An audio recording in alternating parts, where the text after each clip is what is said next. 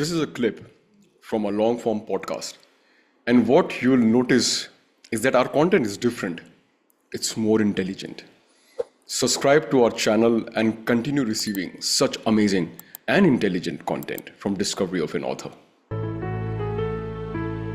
So I have a quirk. When I write horror, when I am actually outlining my stories, I do not sit here in my Mumbai house. There is too much noise outside. It is very much like, crowded. So I book myself a room, even a small hotel room is okay for me, but in an outstation environment, and I choose a place that is reputedly haunted. So, somewhere a little bit of that vibe comes onto me. So, I have gone to Panvel, I've gone to Lonavala, which are nearby places and easily accessible. Pune, Goa, Chandigarh, Shimla, all these places I have gone and I've written.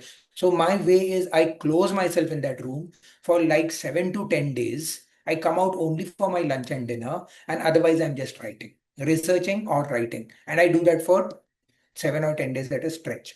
So once when I was in Chandigarh, so invariably what happens is when I'm writing, I write in the night times mostly. So the lights flicker, पर्दे flutter करने लगते हैं. So all those things happen. And I take it for granted कि ये सब होना ही है. But one time in Chandigarh, this incident was the most bizarre. So I was writing, it was my laptop, the table was like this, and I was typing. It was like 2 in the morning, and it was this vashikaran scene that I was writing. So there Mhm. were actually these mantras and all that I had researched, and I was typing them out. This was for my book Pishach. So when I was writing at that time, I suddenly felt like kuch hai piche, like my peripheral vision told me something is there. So I turned, kuch nahi tha. Second time I turned, kuch nahi tha. Third time I turned, and it was just a flash, but I could see a tall figure like standing from floor to the ceiling. Like, as a wardrobe was there, that in the Oyo rooms you have that wardrobe, and this tall shadowy figure was standing, and he was so tall that his elbow was on the top of that wardrobe. He was standing like this, taking the support of that, and I could very clearly see that figure. Very dark, you can imagine the whole room, its walls were white, completely white. और उसके बीच में this one figure was there standing, and he was looking at me like what I was writing from there. And I saw that, and it is so deeply ingrained in my mind, that image, that for a moment I was stunned.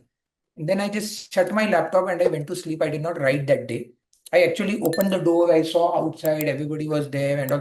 Means I saw the outside environment a little bit because I wanted to, like take that out of me, that image. Then I came back to the room sometime back. Then I put everything off and I slept. Now, I came back to Mumbai after that. I finished the novel. I wrote it only in the daytimes. Then I did not write it in the night. After coming back, I spoke to my paranormal investigator friends and I asked them, Ki, this happened with me. Do you believe it? And they told me a thing that really scared me even further. What they told me was, see, आप है ना दिन रात horror लिख रहे हो. And when you're writing horror, even if you don't believe it or if you don't like accept it, you are slowly turning psychic. Because what you're doing is you are invoking their world. You're trying to trick it. It's like a realm, there's a curtain, and you're trying to look behind that curtain. Every time you are writing about ghosts, and that day you are writing actually Vashikaran ke mantra. So when you write all that, you are actually inciting them, and they want to just come and look whether you're doing the right thing or not. And sometimes when that curtain you open to see that side, from that side also something enters this side. So, this is what is happening, and you may not be psychic, but this is a psychic experience where you have experienced it. And then I started analyzing in my mind that whenever I write horror, something like this is happening in a lesser version, or this was the highest of it. So, in a lesser version, something or the other always happens, like lights went off. I went to record my TED talk in IIT Guwahati, and I was put up in the guest house.